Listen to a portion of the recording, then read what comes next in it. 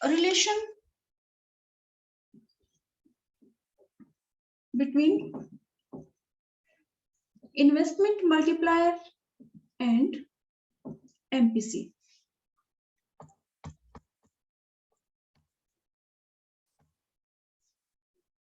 Investment multiplier और marginal propensity to consume, इसमें positive relation है, डायरेक्ट रिलेशन है. Direct relation between K and MPC.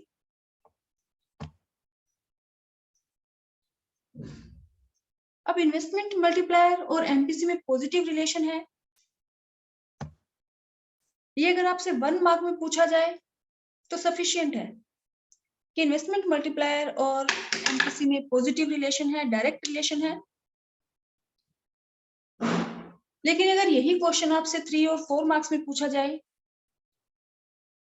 तो आपको प्रूव करना पड़ेगा कि दोनों में पॉजिटिव रिलेशन है, डायरेक्ट रिलेशन है. तो इसको प्रूव करने के लिए हम MPC की वैल्यूज अज्यूम कर लेते हैं.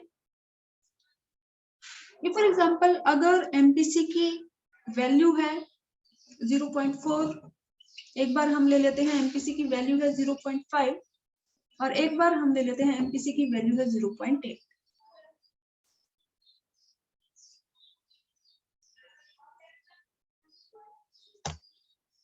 तो सबसे पहले हम कैलकुलेट कर लेते हैं कि अगर MPC है 0.4 तो K यानी कि इन्वेस्टमेंट मल्टीप्लायर, आउटपुट मल्टीप्लायर, इसको हम कैलकुलेट कर सकते हैं with the help of MPC. K equal to 1/1 minus MPC. तो इसमें हम अलग अलग वैल्यूज पुट करते हैं. सबसे पहले हम 0.4 पुट कर लेते हैं. तो यहाँ 1/1 माइनस 0.4, ये हमारा आ गया 1/0.6. अब 1 को अगर हम 0.6 से डिवाइड करें तो हमारे पास वैल्यू क्या आएगी. 10 को हमने 6 से डिवाइड करना है. 6 4 यानी 1.66 से 1.67. अब नेक्स्ट हम इसी फॉर्मूले में हम MPC की वैल्यू जो हमने 0.4 हमने यहाँ पुट की थी, अब इसमें हम 0.4 की जगह 0.5 ले लेते हैं. तो यहाँ पे इसी फॉर्मूले में 1/1 माइनस 0.5, तो यहाँ 1/1 में से जब हम 0.5 लेस करेंगे तो यहाँ पे आ जाएगा 0.5. अब 1 को अगर हम 0.5 से डिवाइड करेंगे तो ये हमारी वैल्यू आ जाएगी 2. अब इसी फॉर्मूले में हम MPC की वैल्यू जो हमने अज्यूम की है 0.8, इसको हम पुट कर देते हैं. 1/1 माइनस MPC की वैल्यू हमारी है 0.8. 1/1 में से हम 0.8 अगर लेस करेंगे तो ये वैल्यू हमारी आ जाएगी 0.2. 1 को अगर हम 0.2 से डिवाइड करें तो हमारी K की वैल्यू आ जाएगी 5. तो K और MPC में पॉजिटिव रिलेशन है, डायरेक्ट रिलेशन है. इसके लिए हम चेक कर लेते हैं कि पहले MPC की वैल्यू कितनी है 0.4, तो K की वैल्यू कितनी है, ये है MPC की वैल्यू और ये जो K की वैल्यूज हमने फाइंड आउट की है.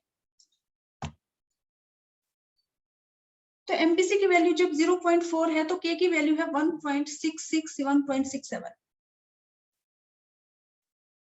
MPC की वैल्यू अगर 0.4 की बजाय इंक्रीज हो जाए 0.5 तो K की वैल्यू कितनी है 2.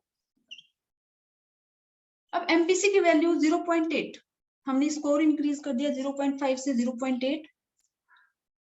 अब इस सिचुएशन में जो K की वैल्यू है वो हमारी है 5. तो अगर आप ध्यान से देखें तो ये प्रूव हो रहा है कि MPC की अगर वैल्यू इंक्रीज होगी तो जो K है उसकी वैल्यू भी इंक्रीज होगी. पॉजिटिव रिलेशन है MPC एंड इन्वेस्टमेंट मल्टीप्लायर में।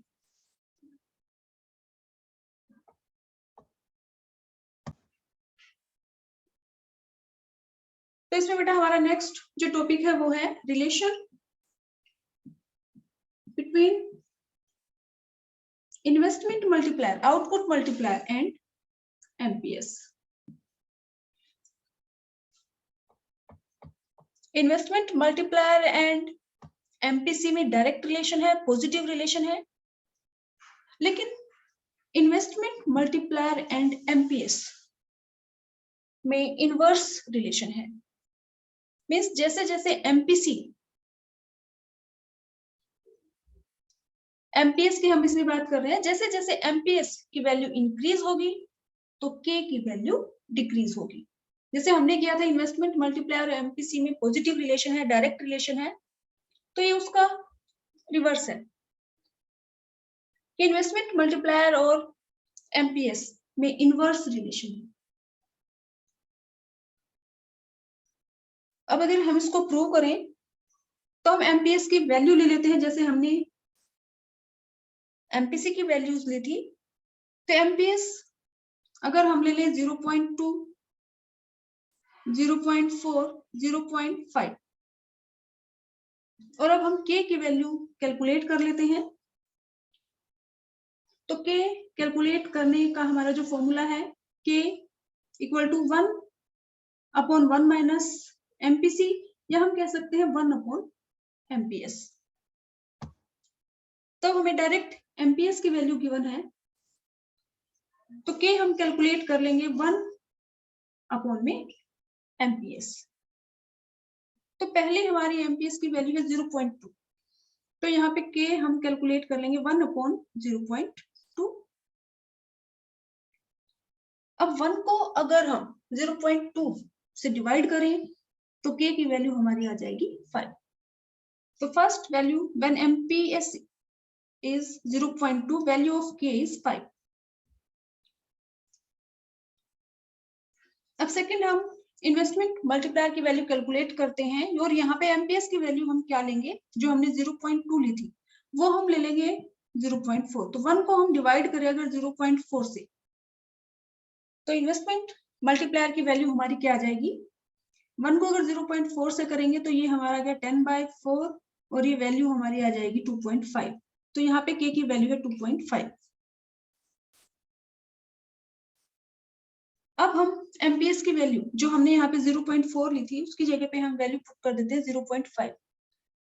तो के कैलकुलेट करने के लिए हम 1/एमपीएस 1/0.5, क्योंकि यहाँ पे एमपीएस हमें डायरेक्ट वैल्यू गिवन है, तो 1/0.5, तो यहाँ 10/5 2।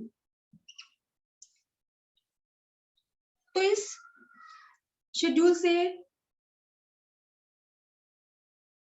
हमें पता चल रहा है कि जैसे जैसे एमपीएस की वैल्यू इंक्रीज हो रही है, अगर आप ध्यान से देखिए तो जो इन्वेस्टमेंट मल्टीप्लायर की वैल्यू है वो हमारी डिक्रीज हो रही है। इनवर्स रिलेशन है, एमपीएस इंक्रीज हो रहा है, 0.2 से 0.4 हो गया, 0.4 से 0.5 इंक्रीज हो रहा है एमपीएस। और के जब एमपीएस की वैल्यू 0.2 थी तो के की वैल्यू 5। अब एमपीएस इंक्रीज हो गई वैल्यू, लेकिन के की वैल्यू अगर हम देखें तो 5 से क्या हो गई 2.5। एमपीएस की वैल्यू 0.4 से हमने पुट कर दी 0.5, तो के की वैल्यू 2.5 से कम होके कितनी हो गई 2। तो हमें ध्यान रखना है इन्वेस्टमेंट मल्टीप्लायर एंड एमपीसी में डायरेक्ट रिलेशन है। एमपीसी की वैल्यू जितनी ज्यादा होगी उतनी इन्वेस्टमेंट मल्टीप्लायर की वैल्यू ज्यादा होगी। मींस कि जितनी के की वैल्यू अगर 2 है, तो फॉर एग्जांपल इन्वेस्टमेंट एक्सपेंडिचर अगर 100 है तो इनकम में चेंज कितना होगा 200। अब के की वैल्यू अगर 5 है और इन्वेस्टमेंट एक्सपेंडिचर है 100, तो इनकम में चेंज कितना होगा 500। और ये डिपेंड किस पे करेगा, एमपीसी पे। तो एमपीसी की वैल्यू जितनी हायर होगी के की वैल्यू भी वैसे ही हायर होती चली जाएगी, और के की वैल्यू जितनी ज्यादा होगी उतनी ही ज्यादा इनकम जनरेट होगी।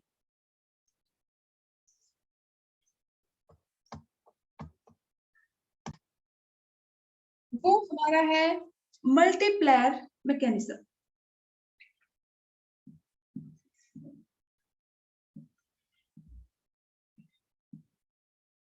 मल्टीप्लायर मैकेनिज्म, और हम कह सकते हैं वर्किंग ऑफ इन्वेस्टमेंट मल्टीप्लायर।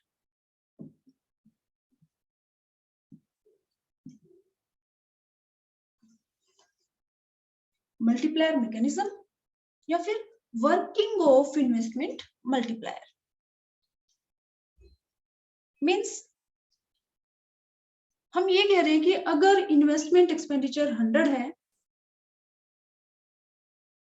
जो चेंज इन आई है वो 100 है, तो चेंज इन इनकम जो होगा वो इन्वेस्टमेंट एक्सपेंडिचर से कई गुना ज्यादा होगा। डिपेंड करेगा एमपीसी पे कि एमपीसी की वैल्यू जितनी हाई होगी उतनी ही के की वैल्यू ज्यादा होगी। तो जो भी इन्वेस्टमेंट एक्सपेंडिचर जितना भी है इकोनॉमी में, जो इनकम में जो चेंज होगा वो उसका कई गुना ज्यादा होगा। तो ये कैसे होगा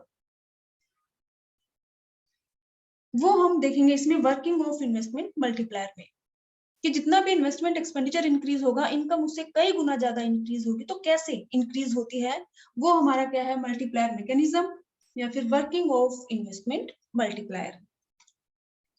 तो इसमें हम एक टेबल ले लेते हैं। तो इसमें हम सबसे पहले लिख लेते हैं राउंड। अब हम यहाँ पे लेंगे डेल्टा आई कि इन्वेस्टमेंट में कितना चेंज है। अब इन्वेस्टमेंट में चेंज होने की वजह से इनकम में कितना चेंज होगा, और जो इनकम है इसके हमारे दो कंपोनेंट है, इनकम में सी प्लस एस, तो ये हमारा है डेल्टा सी और ये हमारा है डेल्टा एस।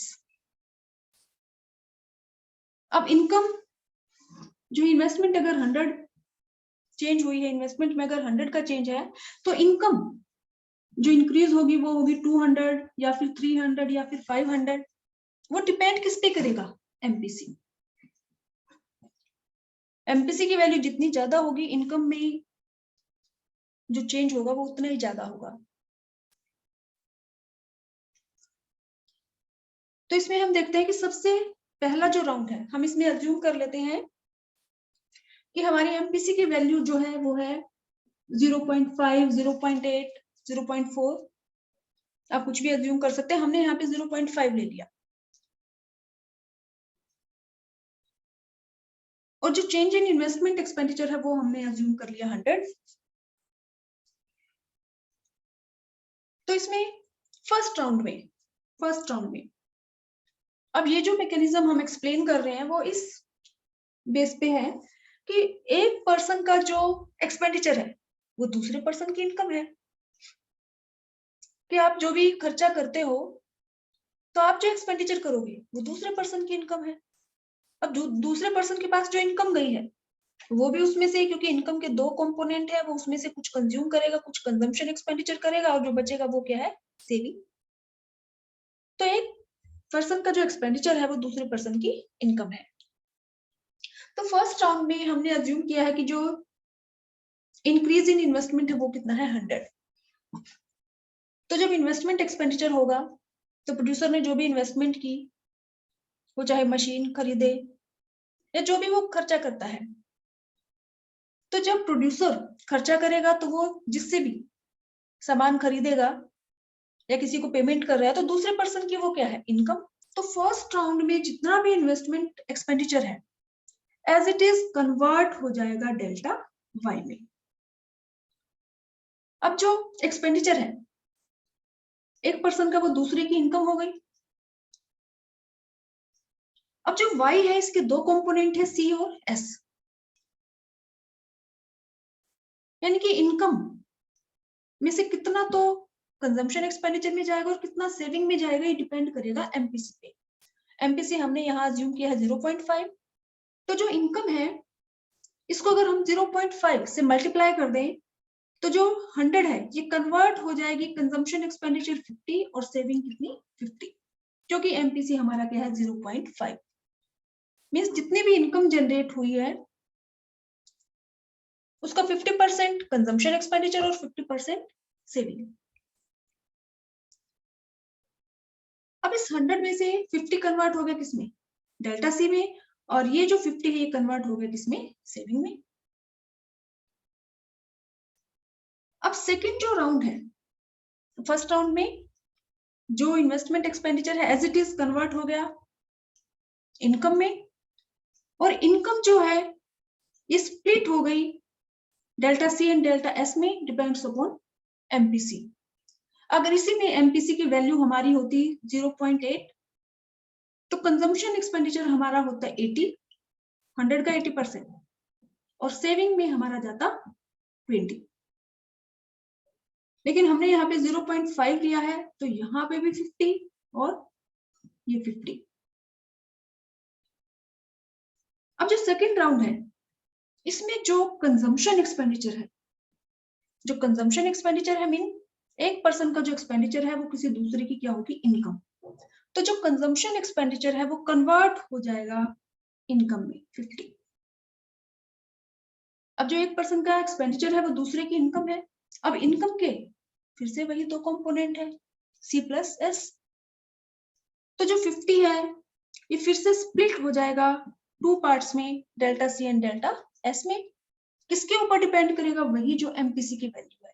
हमने इसमें 0.5 लिया है तो 50 का 50%, यानी कि 50 को 0.5 से मल्टीप्लाई कर दे तो इसमें से 25 कंजम्पशन एक्सपेंडिचर और 25 क्या है, सेविंग। अब थर्ड राउंड में जो एक पर्सन का कंजम्पशन एक्सपेंडिचर है वो कन्वर्ट हो जाएगा इनकम में, यानी कि 25 यहाँ आ गया डेल्टा वाई में, और जो 25 है फिर से स्प्लिट हो जाएगा delta C and delta S में। किसके ऊपर डिपेंड करेगा, एमपीसी। यानी कि 25 को अगर हम 0.5 से मल्टीप्लाई कर दे तो डेल्टा सी हमारा है 12.5 और यहाँ सेविंग भी हमारी क्या है 12.5। अब फोर्थ राउंड में फिर से जो कंजम्पशन एक्सपेंडिचर है वो कन्वर्ट हो जाएगा इनकम में, क्योंकि एक पर्सन का जो एक्सपेंडिचर है वो किसी दूसरे की इनकम है। तो डेल्टा सी हमारा कन्वर्ट हो गया डेल्टा वाई में 12.5, और 12.5 फिर से कन्वर्ट हो जाएगा delta C and delta S में। ऐसे ही हमारे जो राउंड्स हैं वो हमारे चलते रहेंगे। अब जो 100 इन्वेस्टमेंट थी, जो इंक्रीज इन इन्वेस्टमेंट था, जो इन्वेस्टमेंट थी उसमें 100 का चेंज हुआ, तो इससे इनकम, टोटल इनकम में कितना चेंज आएगा वो हम कैलकुलेट करेंगे। कैसे, सबसे पहले हम के कैलकुलेट कर लेंगे, इन्वेस्टमेंट मल्टीप्लायर की वैल्यू 1/1 माइनस एमपीसी।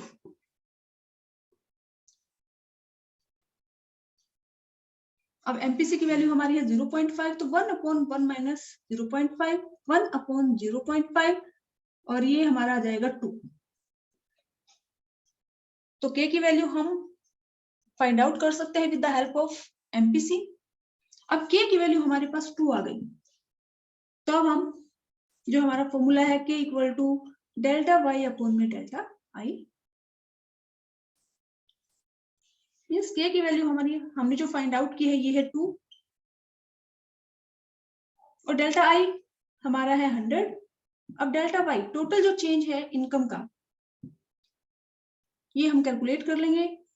अगर हम क्रॉस मल्टीप्लिकेशन कर दे 2 × 100 तो डेल्टा वाई की हमारी वैल्यू आ गई 200। तो मीन्स जो इन्वेस्टमेंट है उसमें इंक्रीज हुआ 100, तो इनकम में टोटल कितना चेंज हो गया 200। किसके ऊपर डिपेंड करेगा, कि इन्वेस्टमेंट मल्टीप्लायर। इन्वेस्टमेंट मल्टीप्लायर हम कैसे कैलकुलेट करेंगे, with the help of MPC. अब एमपीसी की वैल्यू जितनी ज्यादा होगी उतनी ही ज्यादा हमारी के की वैल्यू होगी, और के की वैल्यू जितनी ज्यादा होगी उतनी ही ज्यादा इनकम इंक्रीज होगी। अब इस क्वेश्चन में हमारे जो के की वैल्यू है वो 2 है, तो इसमें हमने 2 यहाँ पे के की जगह पे 2 पुट कर दिया। ये हमारी इन्वेस्टमेंट में जो इंक्रीज हुआ है वो क्रॉस मल्टीप्लाई अगर हम करें तो डेल्टा वाई की वैल्यू हमारे पास आ जाएगी 200। अब 200 में से डेल्टा सी का हम टोटल करेंगे तो वही एमपीसी हमारा 0.5 है, तो 100 कंजम्पशन एक्सपेंडिचर और 100 है सेविंग। इसको हम एक और ऐसा ही एक और हम न्यूमेरिकल ले लेते हैं, उसमें एमपीसी की वैल्यू हम चेंज कर लेते हैं।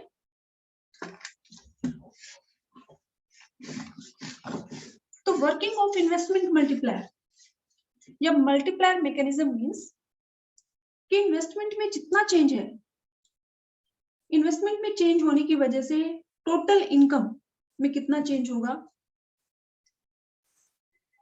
वो हम फाइंड आउट करते हैं। कैसे? अगर हमने 100 इन्वेस्टमेंट की है तो इनकम हमारी 200 हो गई या 500 हो गई, वो कैसे होती है? तो इसमें जो फर्स्ट राउंड है इसमें हम एमपीसी की वैल्यू चेंज कर लेते हैं। एमपीसी हम ले लेते हैं 0.8। तो जो इन्वेस्टमेंट में जो चेंज है वो कितना है? 100। अब फर्स्ट राउंड में जो भी इन्वेस्टमेंट एक्सपेंडिचर है ये एज इट इज कन्वर्ट हो जाएगा हमारा इनकम में, क्योंकि जो प्रोड्यूसर है जो भी एक्सपेंडिचर करेगा वो किसी दूसरे की इनकम है। तो फर्स्ट राउंड में एज इट इज जो भी इन्वेस्टमेंट एक्सपेंडिचर है, 100 है, 1000 है, 800 है, 2000 है, जो भी एज इट इज कन्वर्ट हो जाएगा इनकम में। अब जो इनकम है ये स्प्लिट होगी delta C and delta S में, और वो किसके ऊपर डिपेंड करेगा? एमपीसी। इसमें हमने एमपीसी की वैल्यू ली है 0.8। तो 100 को 0.8 से, जो 100 है अगर हम इसको मल्टीप्लाई कर दें 0.8 से तो ये आ गया 80। 80 हमारा चला जाएगा कंजम्पशन एक्सपेंडिचर में, और 100 में से 80 लेस करेंगे तो 20 हमारा आ गया सेविंग में। ये फर्स्ट राउंड है। अब सेकेंड राउंड में जो कंजम्पशन एक्सपेंडिचर है, एक पर्सन का जो एक्सपेंडिचर है वो किसी दूसरे की इनकम है, तो सेकेंड राउंड में जो कंजम्पशन एक्सपेंडिचर है ये कन्वर्ट हो जाएगा डेल्टा वाई में 80। अब जो 80 है ये फिर से स्प्लिट होगा सी में और एस में, डिपेंड करेगा एमपीसी पे। यानी कि जो 80 है इसका 80%, या फिर हम 80 को मल्टीप्लाई कर ले 0.8 से तो ये हमारा आ गया 64, और 80 में से 64 अगर हम लेस करें तो ये हमारा चला जाएगा सेविंग्स में डेल्टा एस। अब थर्ड राउंड में जो कंजम्पशन एक्सपेंडिचर है, एक पर्सन का जो कंजम्पशन एक्सपेंडिचर है वो किसी दूसरे की क्या है? इनकम। यानी कि जो 64 है वो कन्वर्ट हो जाएगा डेल्टा वाई में।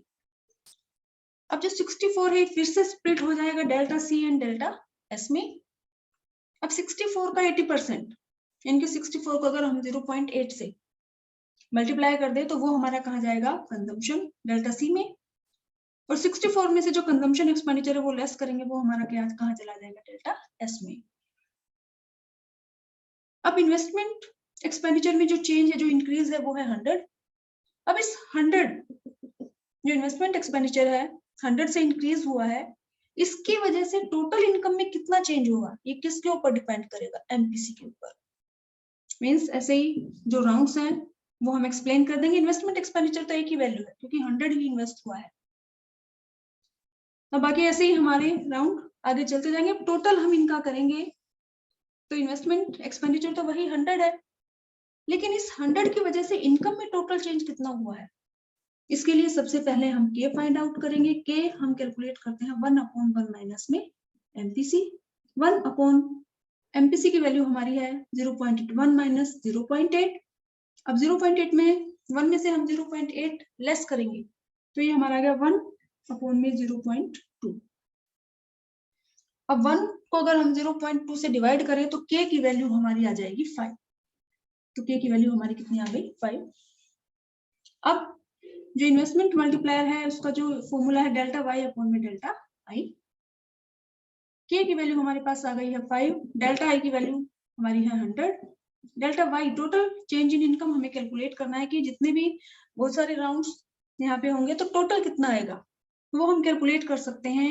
यहाँ पे के की वैल्यू 5 हमने अभी कैलकुलेट की थी with the help of MPC. ये हमारी है डेल्टा आई की वैल्यू, ये क्रॉस मल्टीप्लाई हम कर दे तो डेल्टा वाई की वैल्यू हमारी कितनी आ जाएगी? 500। तो यहाँ डेल्टा वाई कितना आ जाएगा? 500। डेल्टा सी 500 का 80%, तो 500 को अगर हम 0.8 से एमपीसी से मल्टीप्लाई कर दे तो वो टोटल आ जाएगा डेल्टा सी का।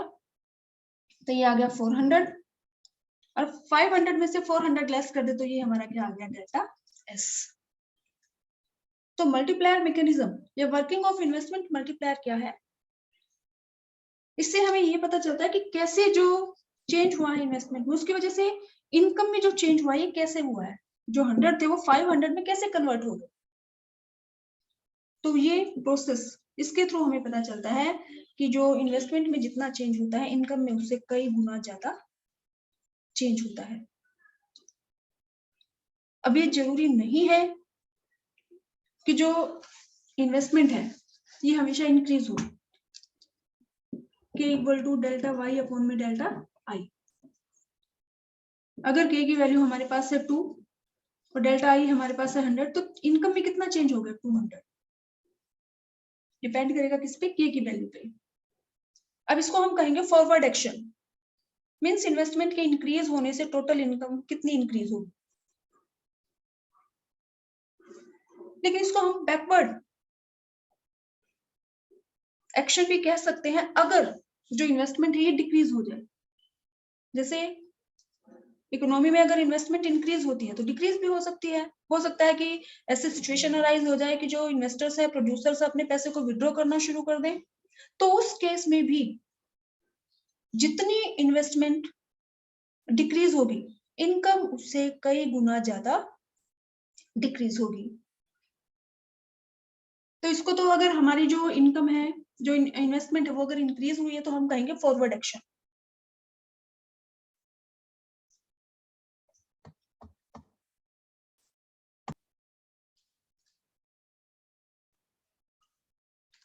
फॉरवर्ड एक्शन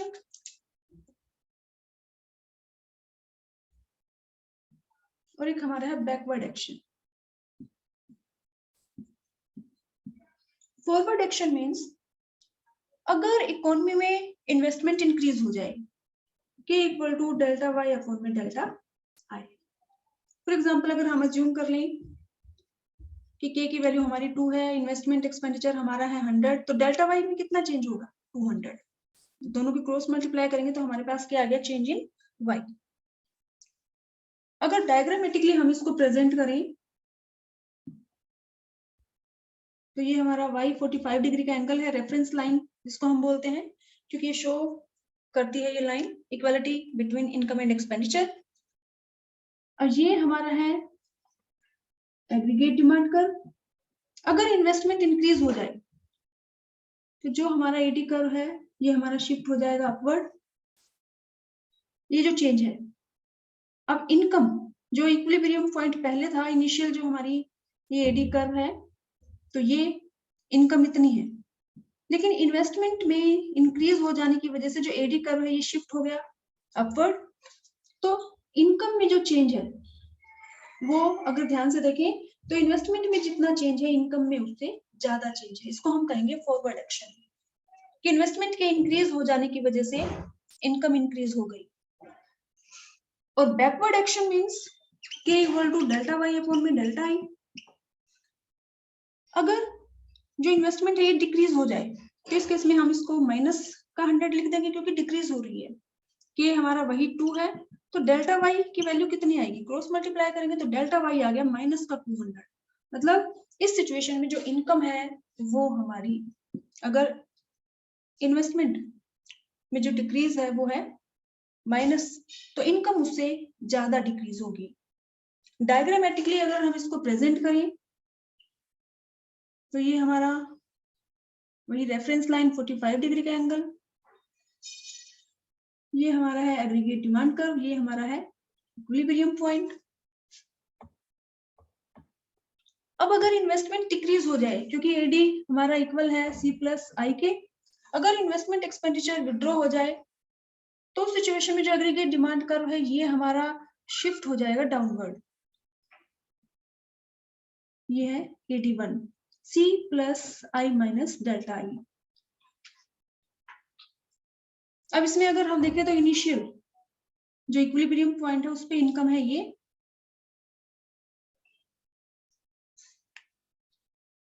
अब इन्वेस्टमेंट जो डिक्रीज हुई है उसकी वजह से इनकम में जो चेंज आया है वो है ये। तो अगर आप देखें तो इन्वेस्टमेंट जो डिक्रीज हुई है वो कम है, लेकिन इनकम जो डिक्रीज हुई है वो इन्वेस्टमेंट से ज्यादा है। इसको हम क्या कहेंगे, बैकवर्ड एक्शन। तो आपको ध्यान रखना है, क्वेश्चन में आपको इंक्रीज इन इन्वेस्टमेंट दिया है या डिक्रीज इन इन्वेस्टमेंट। अगर डिक्रीज है तो यहाँ पे डेल्टा आई की जगह वो जो नेगेटिव वैल्यू है वो हम पुट कर देंगे। तो अगर इन्वेस्टमेंट डिक्रीज है तो इनकम भी हमारी डिक्रीज हो जाएगी, लेकिन इन्वेस्टमेंट में जितना चेंज है इनकम में उससे जो चेंज है वो ज्यादा होगा।